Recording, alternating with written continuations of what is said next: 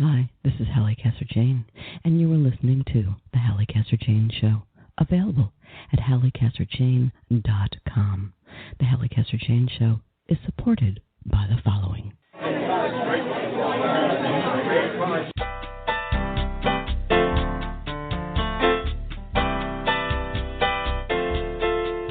Welcome to The Halli Casser-Jayne Show. I am Halli Casser-Jayne. Let's talk. Zuzu Bailey in the quintessential Christmas flick It's a Wonderful Life tells George Bailey, played by the iconic Jimmy Stewart, "Look, Daddy, teacher says every time a bell rings, an angel gets his wings. Ring those bells.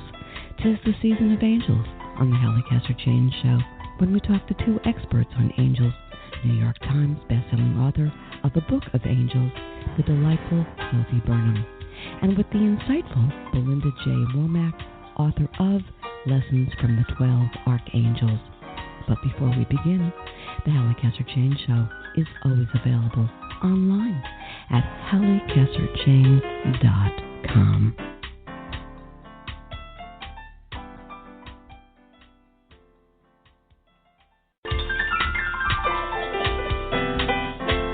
Sophie Burnham is an award-winning playwright, novelist, and nonfiction writer. 3 of her books have appeared in the New York Times and other bestseller lists. Her works have been translated into 24 languages, and her articles and essays have been published in Esquire, New York, the New York Times Magazine, Town & Country, Reader's Digest, and many other magazines. She's been featured on such television shows as The Oprah Winfrey Show, Larry King Live, Today, and Good Morning America. But it is her wonderful A Book of Angels, reflections on angels past and present, and true stories of how they touch our lives, that put Sophie on the map. Sophie, the name actually means wisdom, and wise Sophie is, and one of the few go-to persons on the subject of angels. Let's talk. Okay, so Sophie, let's begin with this. How in the world did you get involved with all of this? This is such fascinating stuff to me. What got you going on the subject of angels? And there's this personal story that's a great story. Share it, if you will, with the audience. It is. It's a great story. Okay, I have to go back a bit and say that as a child, I felt very connected to the earth and to all of the invisible spirits that surround us. And then I got to be in college, where your brain starts developing its logical analysis, and I lost my faith. And then I went on a long hunt of thinking, oh, is this all? Is this all? The material world is all? And in the course of that, I had many, many experiences, mostly that I denied. One was having my life saved by an angel. One was seeing ghosts, many ghosts. And then finally, when I was 42, and oddly enough, my whole life long, I'd known that something wonderful would happen at 42. At 42, I had a gigantic mystical revelation. I was on Machu Picchu at the time. And after that, I had healing hands. I could see energy. I was intensely psychic. I knew who was on the phone talking. And everything came together. And I had the feeling, the impression, the illusion, let me say, of understanding something of this mystery that we live in, and this gift of intuition that we all have, or of the angels that surround us all the time. So I see angels sometimes. I don't at all. Just like normal people, I rely deeply on my intuition, which I consider the voice of angels. Does that answer your question? I think it does, and I think what's extraordinary, your whole life just changed exponentially after that, and I think that's always amazing, particularly at that point in your life. I want to take this out to this. People think that they understand what angels are. I want you to define in your terms, what is an angel? Okay. First of all, an angel is an expression of God. It is formed of light. When you see an angel, you are seeing a kind of shimmering, glorious colors. I cannot express how beautiful they are. Very different from seeing the spirit of someone who has passed on, a ghost or a spirit. They're not that at all. They are formed of thought also. Everyone is born with 2 or 3 angels who come with them through their entire lives. There are 3 ways that you know that you have been in touch with an angel, and everyone agrees on these 3. First, they come as warmth and light, of course, comfort. They're always saying the same thing. They're always saying, don't worry, we're taking care of it. They're never saying, what a mess you've made of this now. How dare you? They're never scold. There is only unbearable, unfathomable love. And when you see an angel, you feel this surround you in ways that are inexpressible. The third way is that you can't forget. You might think, I don't even believe in God. This can't have happened. What is going on? I deny the whole thing. But you can't forget this experience that you had. And unlike a dream, unlike normal memories, it becomes clearer as time passes instead of fading away. And that's really remarkable. Now, I'm not saying that you will see an angel with your own eyes. You see it with your spiritual eyes, and usually they do not wish to be seen. So they will do their work invisibly, anonymously. Sometimes they come as a dog. They will come. I have wonderful stories of dogs, angels. They come, they do their work, they vanish. The dog comes, it saves your life, it vanishes, it is never seen again. They come as dreams, as the tap of intuition on your shoulder that says, go here, don't go there, or says, stop. Sometimes I have stories of people who have felt a hand on their chest to say, stop. A physical, forceful hand, stop, on their chest, and it saves them from stepping in front of the car or falling down a flight of stairs. So let me go here with you. So the word angel means messenger, right? The word angel means messenger. Exactly. And that is it? That's their role, to be the messenger? Their role is to be the medium between the spiritual world and the material world. They are a messenger, but they're also doing work beyond sending a message. If they're saying stop, it might be considered a message, of course. But sometimes, as with me, he actually saved my life from falling off a cliff. He appeared in the form of a man, did his work, vanished, and was gone, never seen again. Okay. But when I looked at him in this, and he had taken the form of a human, the form of a man, his eyes were pools of love. I cannot tell you. I have spent the rest of my life looking for that kind of love and of knowing at that moment how deeply, deeply I was cared for. And that is not just for me, it's for everyone. It's for you and every listener that you have out there. If we only knew how precious we are, how treasured. So listen to me.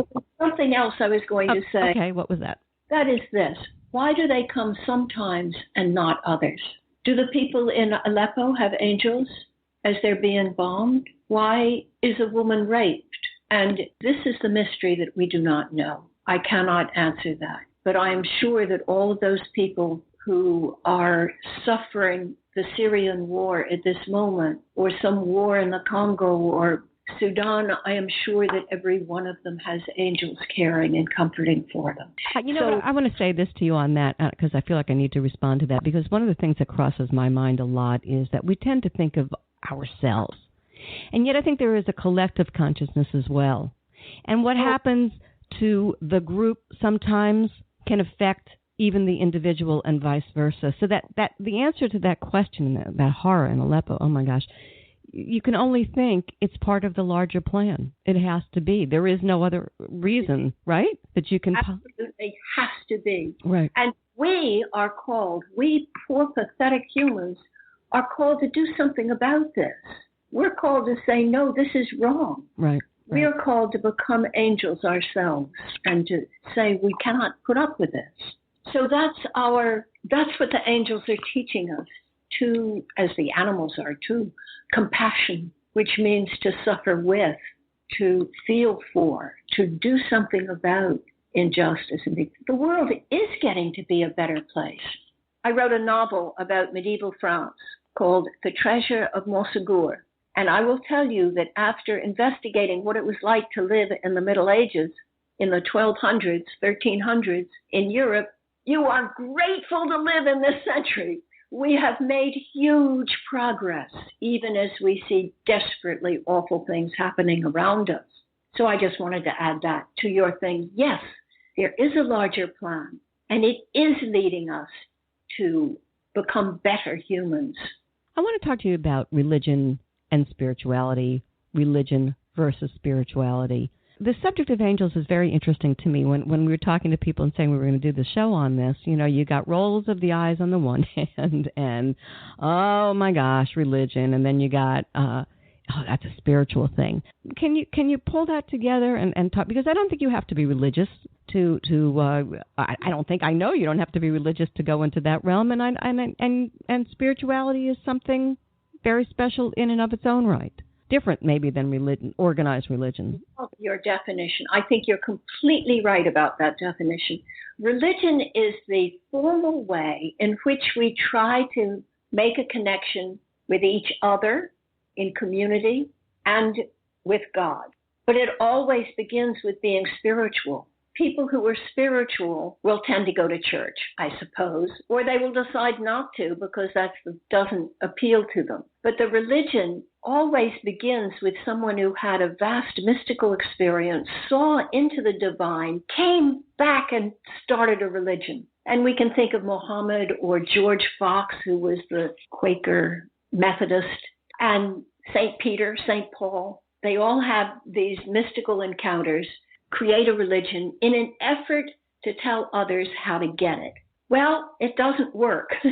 The religion is useful for community prayer. I don't put it down at all. It's useful for drawing people together to do social justice work and help the homeless and the helpless, because you can't do that all by yourself. We must be in community. But it is not the same as spirituality. And everybody is spiritual. Given that, right.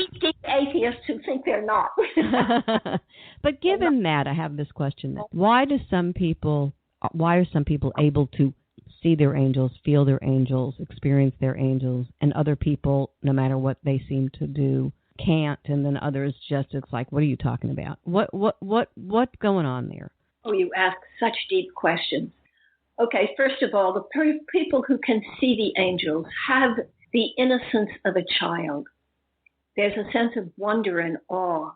And you meet people like this and realize that they have very clear energy fields. You want to be in their presence. The ones who do not, I think it has to do with the brain. Some people are so intellectual, are so brilliant, intellectually, logically, analytically, critically. They have such exquisite critical judgment that they cannot get out of the left hemisphere of the brain and into the creative, intuitive, spiritual side of it, as it were. And so they simply cannot see it. And then there are other people who experience it all the time, but it doesn't work into their definition of how things are supposed to work. And therefore, they just deny the very thing that happened to them. I have experience of that. I go back to the angel that kept me from falling off a cliff. At the time, I did not believe in God. I had had this experience, and I said, whoa, this just simply couldn't happen. It doesn't fit into my perception of how the world works. And it took about 10 years of many other experiences before I said, that was real. That was real, and it meant something. And I am being called to do something. Tell about it, but write about it. Here's something that I find fascinating, and that is fear. Fear. Because I think that a lot of people would love to open themselves up to alternative experiences, if you will, for lack of a better way to put it, or, just to opening themselves up to contacting their angels. And they don't, because the thing that stops them is fear, which, by the way, probably stops them in their life in general. What do you say about that? I think you're dead on. But I think a lot of the time it's just that we aren't aware of it. I have a story of a friend of mine who read my book, A Book of Angels.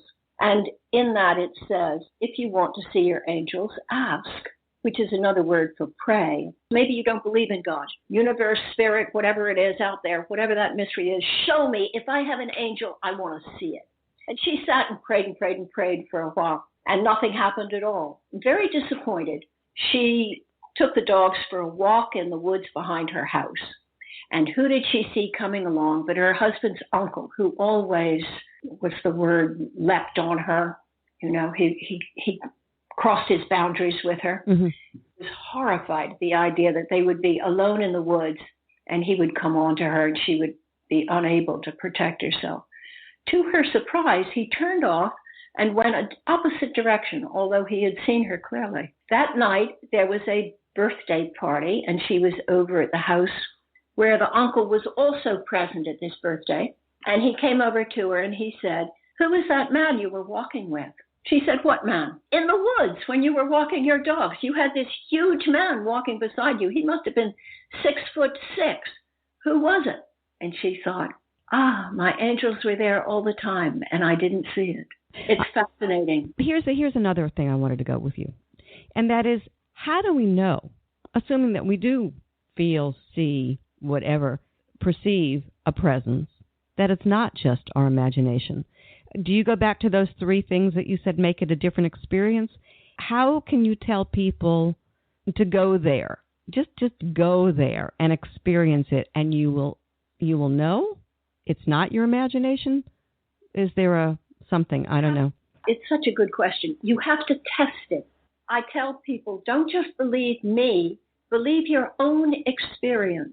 And did it come with light and love and warmth and comfort and joy?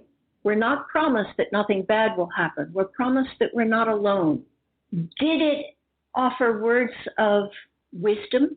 Could you forget it afterwards and say that it was your imagination and actually dismiss it so that it never comes up again? I think that frequently we have to test it again and again and again. It's like intuition. You don't know that your intuition is dead on right until you have spent a couple of decades making mistakes. I knew I shouldn't have gone down that road, and I didn't listen. And once you have not listened a few times, and once you have learned the signals of intuition, whether it's the hair rising on your arms or your gut twisting in a particular way, or just a little feeling, I have a gut feeling, then you start to trust your intuition. And it's the same with the spiritual dimension. Can I tell a story? Do I have time to tell another story? Yeah, please. This happened to a woman who was the daughter of a general, and he was posted in Alabama in one of those enormous, many-acre, hundreds of acres of forest that the military have on their camps. And this young woman, who was 16 or 17 at the time, went to a dance, and coming home from the dance, walking home alone, she was kidnapped by 3 soldiers.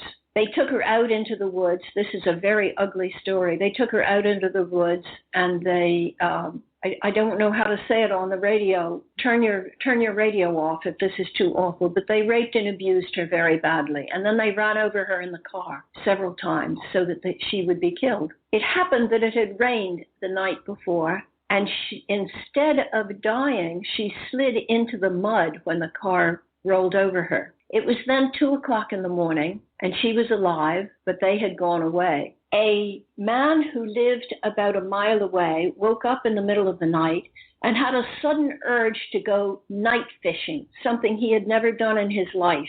He got his gear together and he walked off through the woods, and he came across this girl just about the time that the car had left. He covered her with a coat. He went off to find some help, telling her, hang on, I have to go telephone for help. And he walked about a mile down the road and found a telephone booth, and he made a call to an ambulance. The ambulance was a good 45 minutes away, but he gave the directions. Actually, I have just forgotten something. It wasn't he who found the telephone booth. He told a motorcyclist who was coming along at that time to find the telephone booth. The motorcyclist called the ambulance, which was 45 minutes away. He went back, the fisherman went back to the girl to hold her in his arms. The ambulance arrived almost instantaneously, and she was taken off to the hospital, and she lived, though she had many broken bones. But what was remarkable was the telephone from which the call was made was not in order. It was not in working order, but somehow a call had gone through. The ambulance was miles and miles away, but somebody had made a crank call to them and sent an ambulance out there. Now, those are all the experiences of angels, but not a single angel occurred. You didn't see it. Wow. But can you believe that you were being cared for? The surgeon's hand is guided as he works on you. The girl told me this story at a talk that I was giving, and she told her story for the first time. We were all of us in tears because it was so extraordinary. And she was then about 35, and she had never told anyone the story of what had happened to her at 17 or 18. So we can put the word miracle in this conversation easily, I think. I do. Yeah. Put it in there easily, but the whole world to me is a miracle, Halli. I look out at the snow and it's a miracle. Everything I look at, I have gotten to be an old woman now, and I am stunned at how beautiful it is and how miraculous this world is. And I have to believe that we're taken care of even when I think we're not. I have to be very careful not to listen to too much of the news. It's extremely important not to get too caught up on the horrors of the day. What you were saying, there's a higher purpose. Yeah. I wish I could do what you do. Unfortunately, my world doesn't allow me to do that. Listen, I'm not going to be cute here, but I have to ask you this. I'm wondering if humans have the capability of calling up their angels at will, but it's a muscle we simply don't use but can be trained to use, or can angels only come to us because they need to get to us, which is... Oh, what a great idea. All right, once I was communing with my angels, as it were, with automatic writing. And I asked a question, and they said, pray. And I thought about that for a moment, and I said, why should I pray? You know what I want. What's the point? And the answer came back the way you see a painting all at once, but it was in 3 sections. And first was, pray so that we will know what you want in order that we may bring you what you need. Big difference. Second was because when you pray for maybe 15 seconds of your demanding and asking and calling and thinking about it, for about 15 seconds of your prayer, you might let go enough to allow a window to open that we can come through and deliver the desires of your heart. The third one was what you just said, because we need the energy of your prayers and thoughts in order to do our work of taking care of you. And I have thought of that a lot. I ask for help all the time. I am not the least bit afraid to say, help, help. God, I can't do this, help.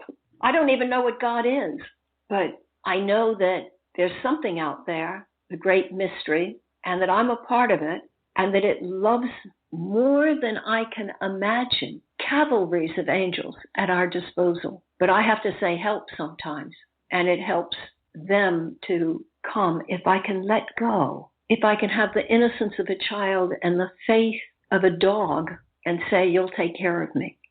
And then it helps. So let me go here with you then. I think that this is a fair question. How can we drive them away? We don't want to, but what do we do that we will drive them away, that we shouldn't be driving them away? We do drive them away. Anger will drive them away like a wind. They're like seagulls who can't fly. They're just swept away by our anger. Fear they can handle. Love will draw them to you. But anger, hatred, violence, no, I don't mean violence because they can come in. Hatred, I think, and anger and self-righteousness and self-egotistical disciplines will block them. I like to come through, but I think they can't get through those, what I call the negative emotions.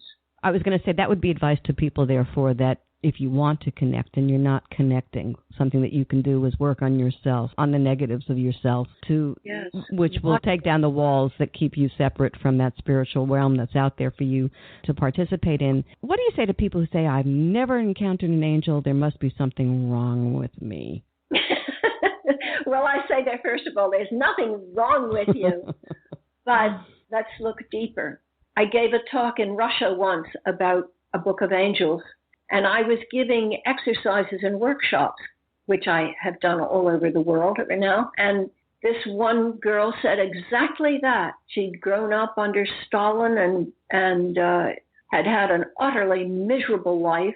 And in the course of one meditation, she came up to me and she said, I remembered a moment when I was a child, and she described this moment in the birch trees by a lake when she had known. And she remembered, but it had been closed to her until then. There are certain things you can do. You can meditate. You can go into silence. You can ask. You can take classes. You can read my books, not only A Book of Angels, but The Art of Intuition, or some of the novels, The President's Angel, for example, and you'll remember. I think that everyone has had these moments, and then we forget, or it doesn't conform to our cultural conditioning. We've been called stupid too many times. And what you said about fear is correct. Anger is only another word for fear. So is self-righteousness. So is ego. It's all fear, jealousy, worry, anxiety. Those things are only fear in another incarnation. So, Sophie, to people who say to you, what a bunch of poppycock, you say what? I say that it's not my place to convert you. It's not my place to force upon you any concept that you're not comfortable with, but I can tell you my own experience and the experience of other people. And it's an experience of deep, deep love that we human beings are incredibly cared for and cared about, and that we do have spiritual companions. They came with us when we decided to be born. They accompany us all our lives. They can call down more cavalries, legions of angels to help in times of trouble. I say that there is no death. We keep on going. And some people in the other dimension are also working for us here. Your parents, your grandparents, your great-grandparents, your special friends. They are different from angels, and if you ever see a ghost, it is very different from an angel. But there is a spiritual dimension that we live in, the way fish live in water. The physicists know it. Physicists have determined that there are 12 dimensions. They determined that there is matter and antimatter. And we simply say, oh, really? I'll believe that. Okay. I'll tell you, it's easier to believe in the spiritual dimension than it is in matter and antimatter. I've been speaking with Sophie Burnham, author of the iconic A Book of Angels, and many more books, including The Art of Intuition. Be sure to visit Sophie's website at sophieburnham.com or amazon.com. And if you would like an autographed copy of A Book of Angels, you may contact Sophie via her website, Twitter, or Facebook at Sophie Burnham. You are listening to the Halli Casser-Jayne Show. My guests today are Sophie Burnham, the author of the New York Times bestseller, A Book of Angels, and Belinda Wac, author of Lessons from the 12 Archangels. We'll be back in a minute. Stay with us.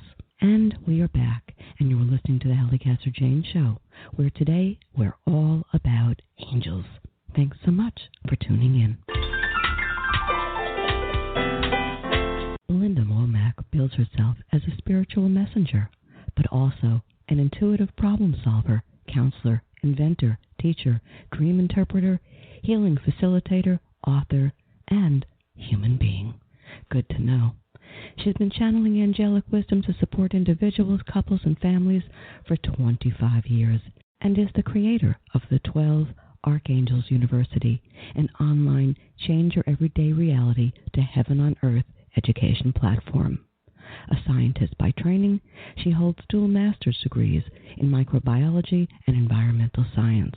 As well, she is the author of Lessons from the 12 Archangels, Divine Intervention in Daily Life. Let's talk.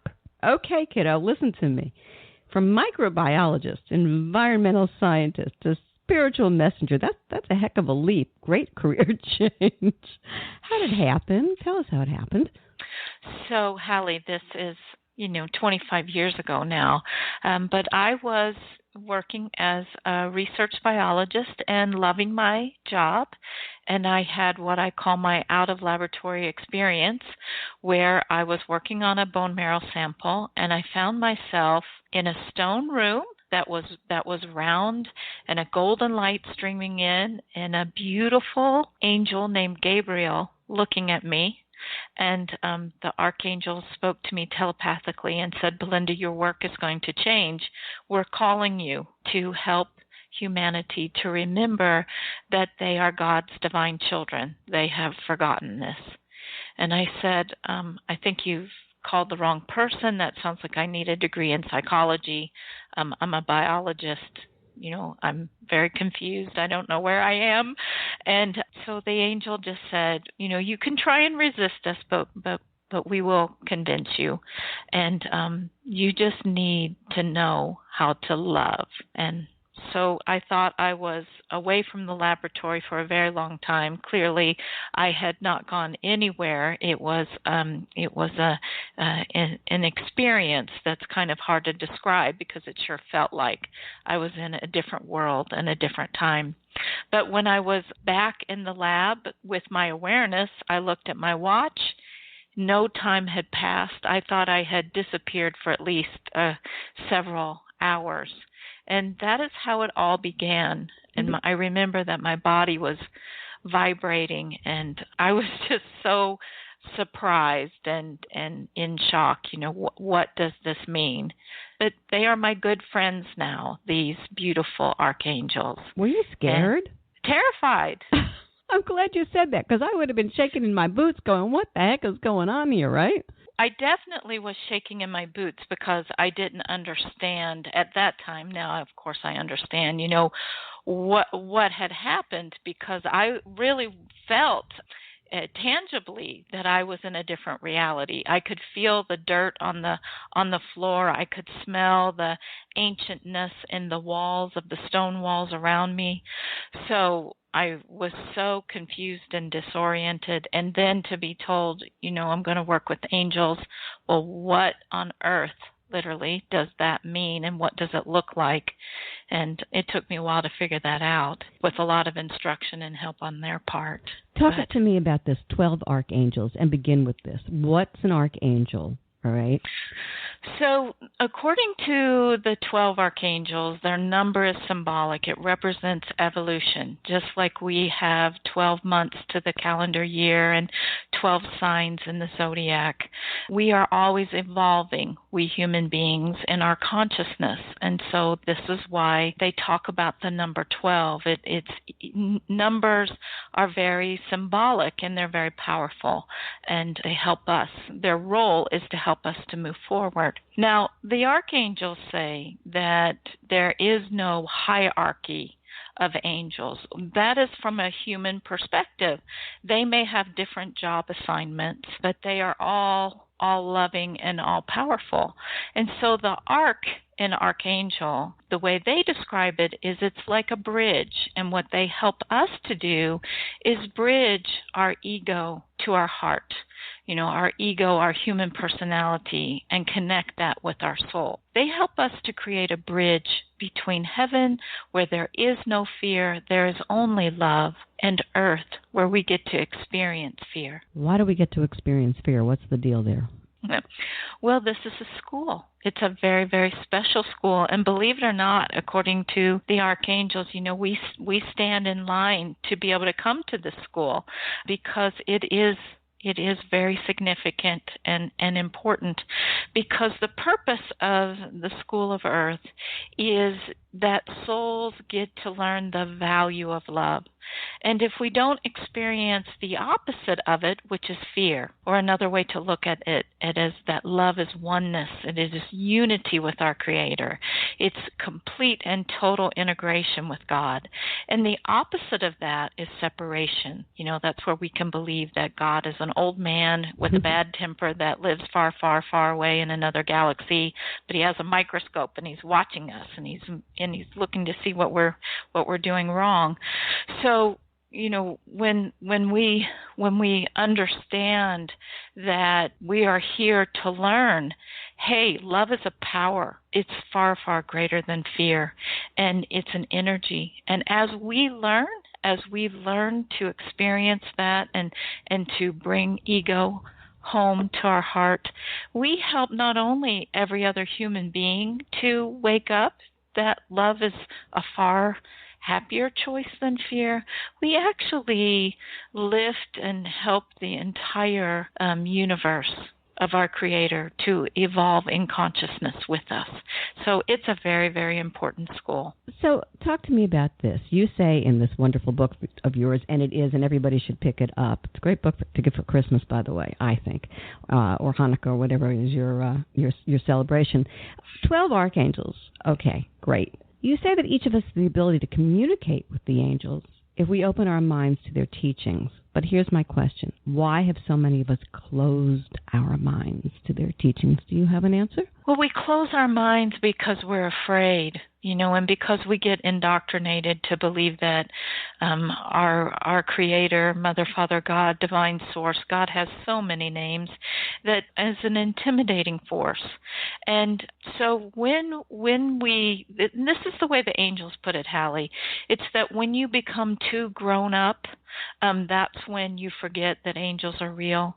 When I have the blessing to work with little children, and I ask them to close their eyes, and we just do a very 10-second meditation, they connect with their angels so fast. They can rattle off their names. They can tell me what they look like, and if I need to, I can kind of check up on them because I'm clairvoyant. And sure enough, they've always got their angels right there with them. But as they grow up and as they become more focused on their ego and peer pressure and trying to be in control of everything that's happening, well, they can forget about their angels. And it's not that they're not still there. They're always there. So the 12 Archangels teach, if you want to connect with your angels, it really is to come as a little child and to connect. The little child is just symbolic for the heart, but it is a way, it creates a doorway for us to open that consciousness of our heart center, to open to what's called the superconscious, where angels live and our loved ones in heaven live.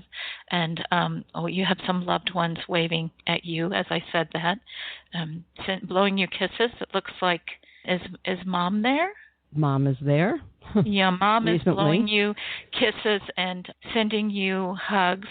Oh my goodness, she's going to make me cry, so forgive me. She just is really wanting you to know that she is so grateful for you and for all of the work that you do. Apparently, you have a very positive reputation in heaven, and they are very grateful to you for your service. So this, again, is a way that, Halli, that any of us can connect. Is, we have to remember what it's like to be a child and to be trusting and have that mind open.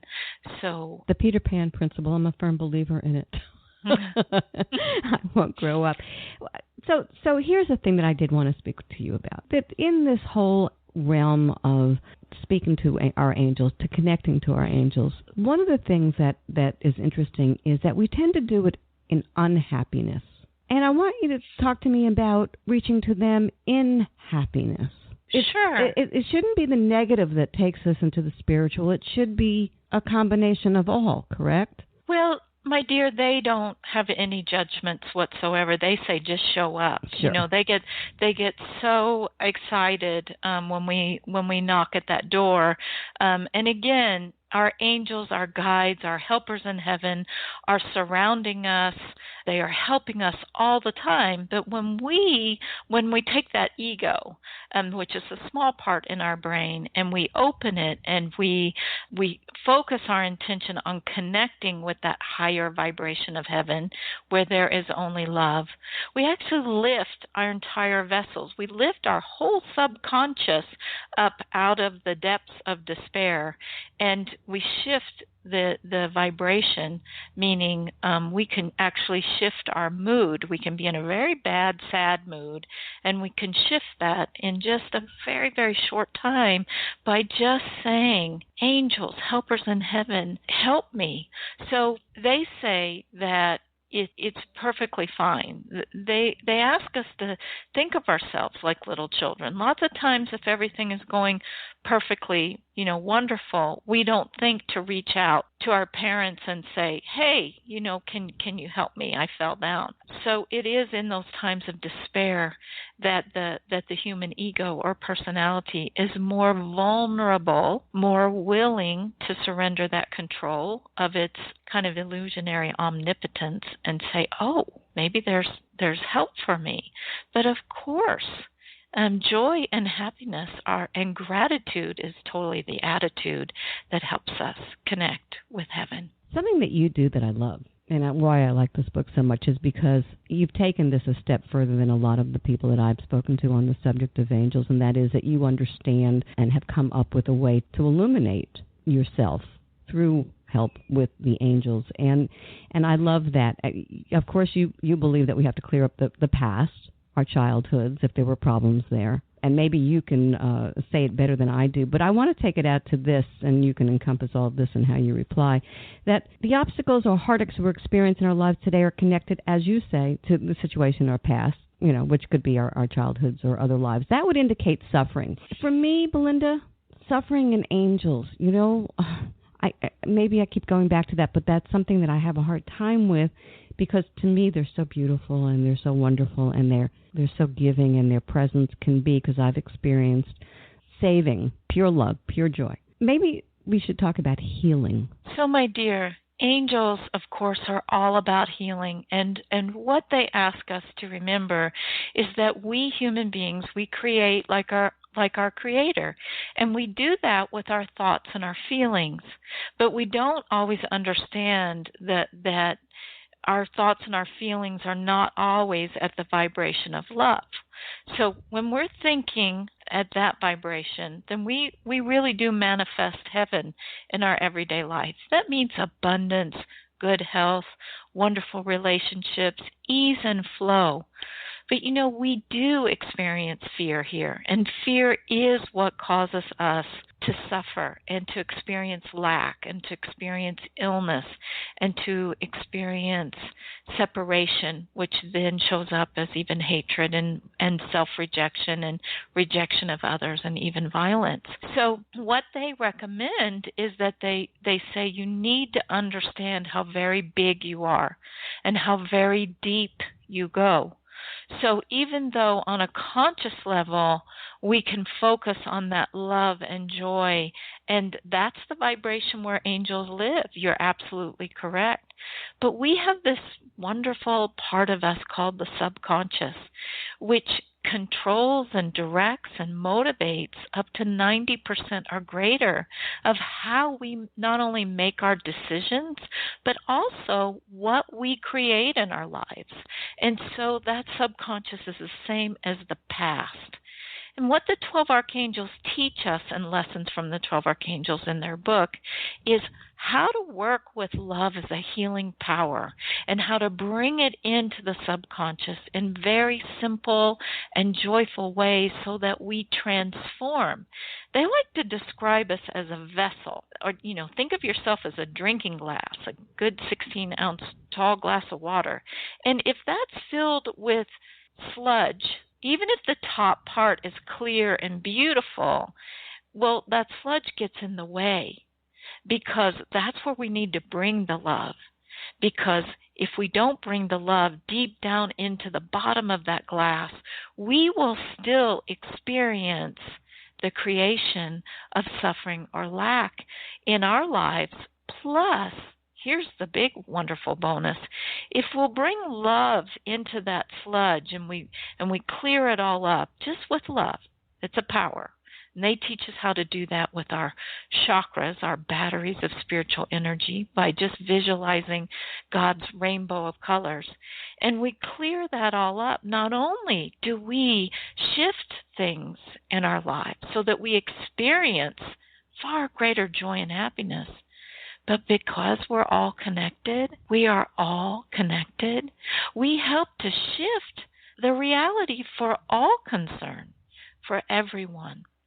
So that's why they say, we don't want you to stay in your suffering, But we don't want you to be in denial of it, because that doesn't help. That doesn't help denial. Just bring some love in there. And they offer such easy visualizations to help us to do that. And we feel it and we experience it. So let me go here with you about that suffering. So to fix our suffering, is it the angels that will do it if we ask? Or, and this I think is important, is there homework we need to do individually within ourselves? How do angels help? So, Halli, of course, we are the students, so they won't do our homework for us. Our homework is to bring love where love has been missing. It is to find the fear within us and to work with the power of love and transform that fear back into love. However, our angels, our higher self, which is our soul, the part of our soul that always stays in heaven, together with those ascended masters, which are just teachers and many other helpers that we have, they actually help lighten the load of that homework tremendously. We're only asked to do the parts that will shift us the most. So you can kind of think of this as, let's say you've been in algebra class for a whole semester and it's time to take the final exam. Angels are like the tutor that's sitting right next to you. And they help your brain to see that equation, see that X and Y, move this around over here, divide this, and see, you're going to get the right answer.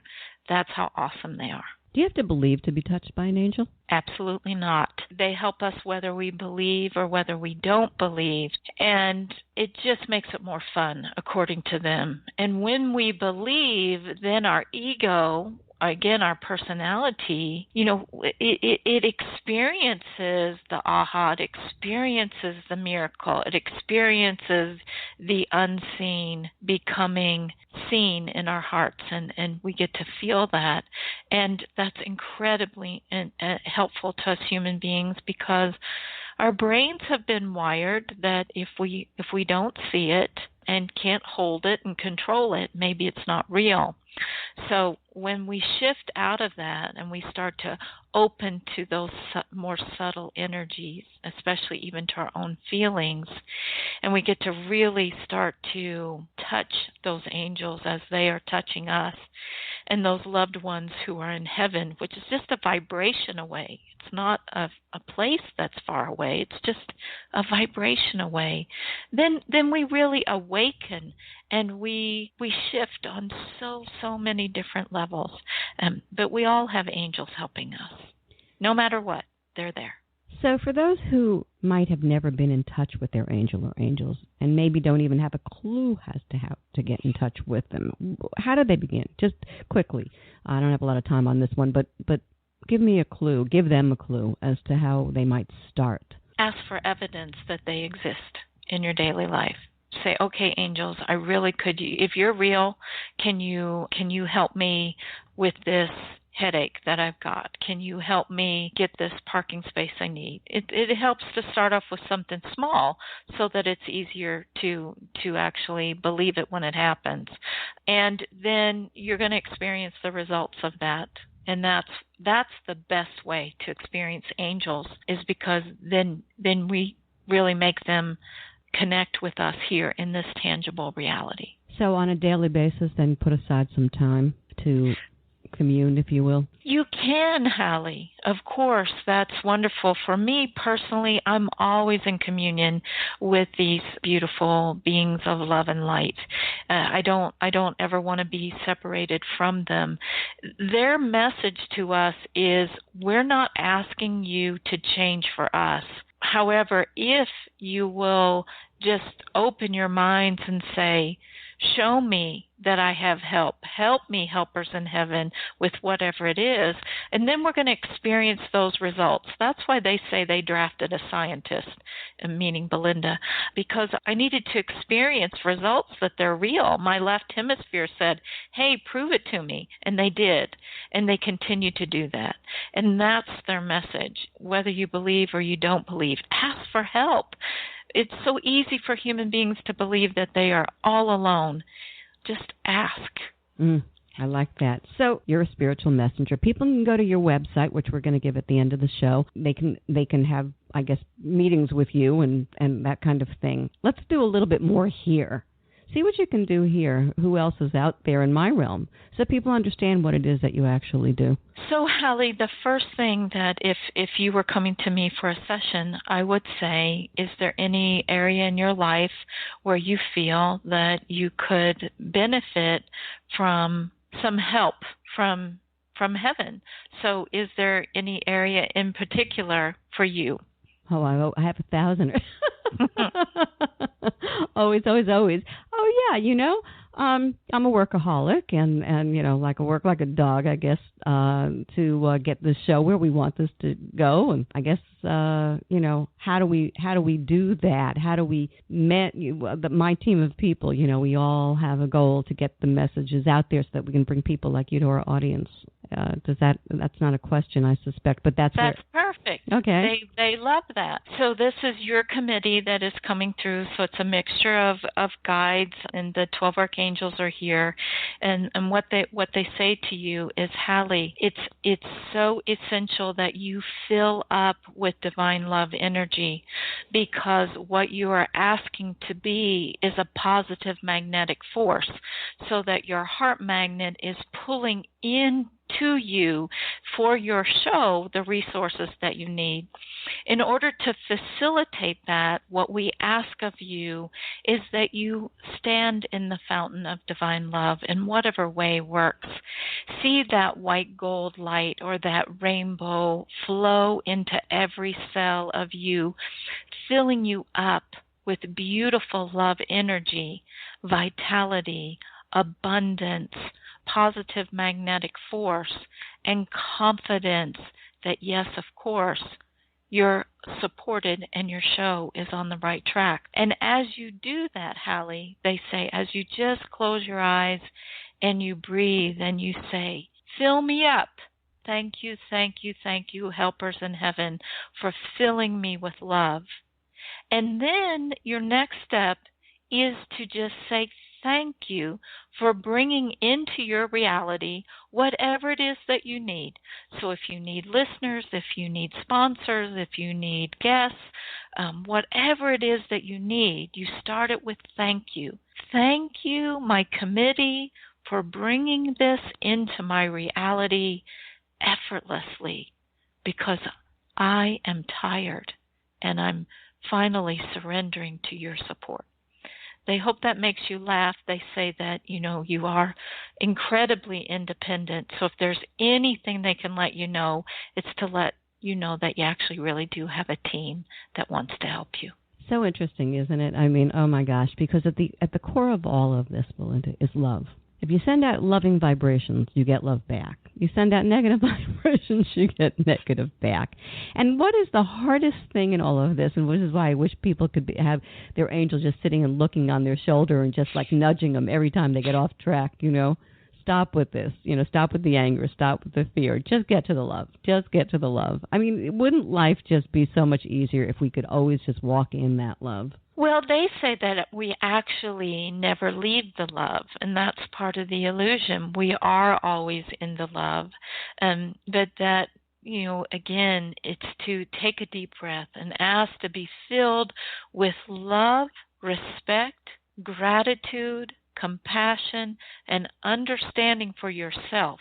It's very, very, very powerful, because what puts us in a bad mood is when that little child within us just feels abandoned and neglected. And so, from the angel's perspective, we have a lot of unhappy, angry children running around on planet Earth that just really need to remember to breathe and let the love come in, because it's all around us. Well, we're all moving very, very fast. I'm glad that we're on this subject, because I really do want to talk to you about this. The world just seems so out of sorts these days. All anger, all hate, all separation, so much turmoil, too much separation. I don't know about you, but I'm worried about humanity, and I'm wondering what the 12 archangels have to offer us on this. So their message is that this is a purging time, and this time is not going to last. But as we explain to you about the subconscious and the past, That sludge in the bottom of the glass of humanity is actually working like a volcano. It is rising up from the depths so that it can come out to the love light of the Creator and be transformed. Do not lose your faith. Do not lose your faith in love, because love is the greatest power. But the darkness must come out into the light for the light to illuminate the darkness. And that is what is happening. And it is transforming as fast as it possibly can. So what you can do to help, and what your listeners can do to help, is focus on that power of love and bring it within and honor your own emotions, whether they are negative or whether they are positive. But just if they are unhappy emotions, bring the love in there, release them, let them go, forgive, transform, and that just makes more room for love. Heaven on earth. It's always been interesting to me, that phrase, heaven on earth. Is heaven off earth, above earth, out of earth? No. You know what I'm saying? Heaven is not off earth. Heaven is bigger than planet Earth. Heaven is infinite, but heaven is a vibration. It's a vibration where only love exists, where there is no fear, there is no separation, there are no vestiges of fear, such again as guilt or hatred or violence or suffering. There is none of that, because there is only love.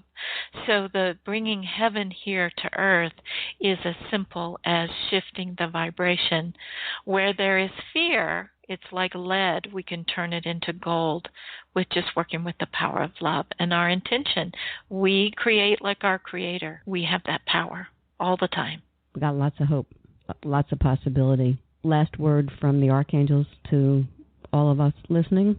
We thank you for being courageous, and we thank you for being willing to open your eyes and have a different perspective. Bring the shadow into the light and choose love. Love yourselves if you have never, ever loved yourselves before. This is what helps us and helps your Creator to create a new planet, a new school of joy and peace and love for all concerned. I've been speaking with Belinda Womack. Belinda Womack is the author of Lessons from the 12 Archangels, Divine Intervention in Daily Life. To learn more about Belinda, sample her online and audio classes, or schedule a private session with her, visit BelindaWomack.com. Thanks so much for tuning in to the Halli Casser-Jayne Show, a production of Resac LLC. Associate producer, Suzanne Probst. Music by Tony Rosales Jazz. Visit HalliCasserJayne.com.